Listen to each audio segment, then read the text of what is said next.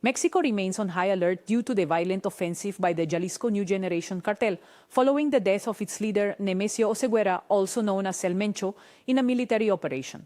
Authorities reported that this action resulted in 57 fatalities, with 27 of those being members of the state security forces. Additionally, there are 70 individuals who have been detained in at least 7 states across the central region. Following a day of widespread chaos and blockades this Sunday, the nation is now calm, but a pervasive fear is spreading. The empty streets reflect a permanent fear disguised as normality. Because right now all of us are feeling scared. None of us want to go outside. Right now we only go out for the most essential things. It's good that they're taking down all of those organizations, but the fear caused by these situations that are being created right now. A clear demonstration of the sheer power that criminal groups possess is what, like her, a hopeless population was forced to witness this past weekend.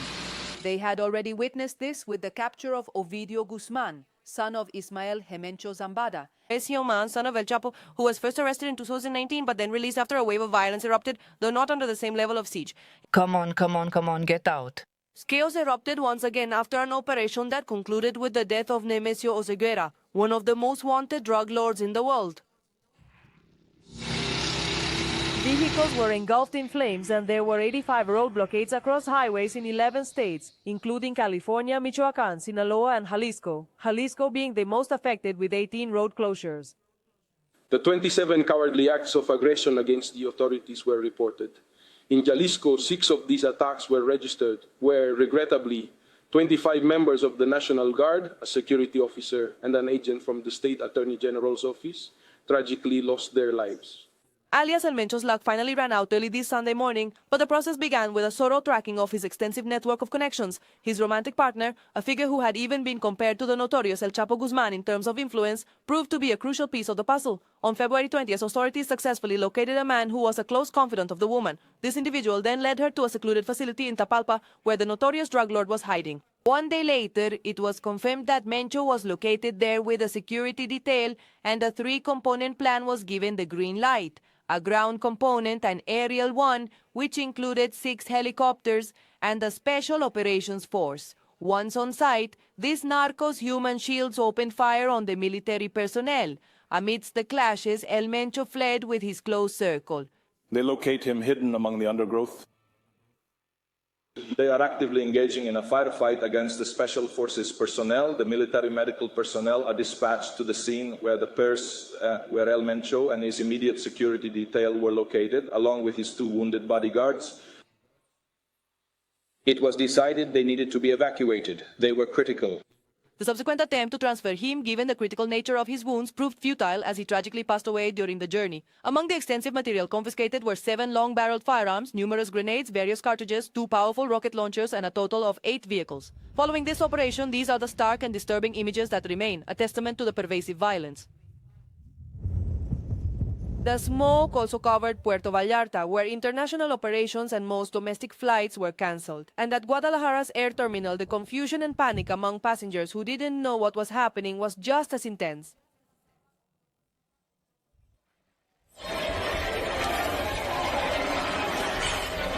President Claudia Sheinbaum said that today there is free circulation on the roads and that tomorrow she expects flights to return to normal. She also affirmed this regarding cooperation with the United States in the operation.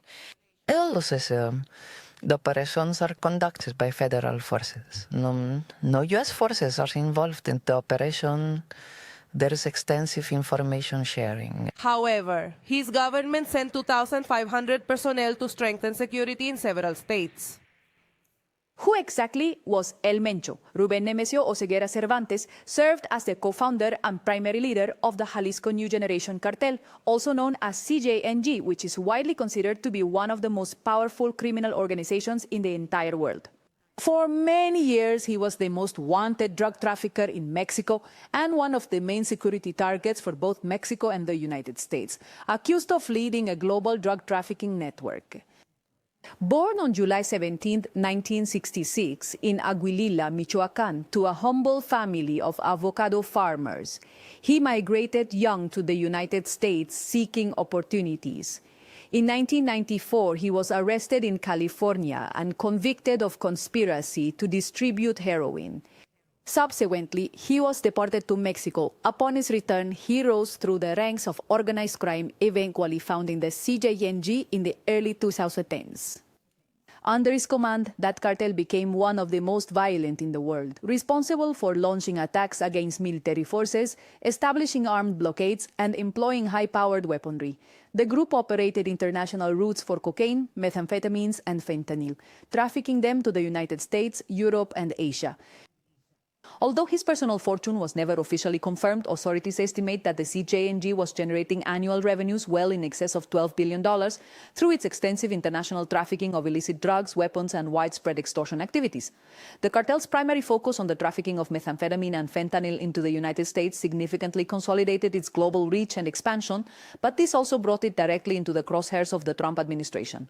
The United States was offering a reward of up to $15 million for any information that would allow for his capture, making it one of the largest active bounties against a criminal in the entire world. In 2024, the State Department raised the bounty and maintained his status as one of the most wanted fugitives internationally. On Noticias Caracol Live, we spoke with Otoniel Martinez, a journalist from our ally Azteca Noticias, who, along with his cameraman, was caught in the middle of a shootout during the operation against alias El Mencho. Martinez described the violence and the fury of the criminals. We finished the report and I read through the government's official statements that Guadalajara International Airport was operating normally.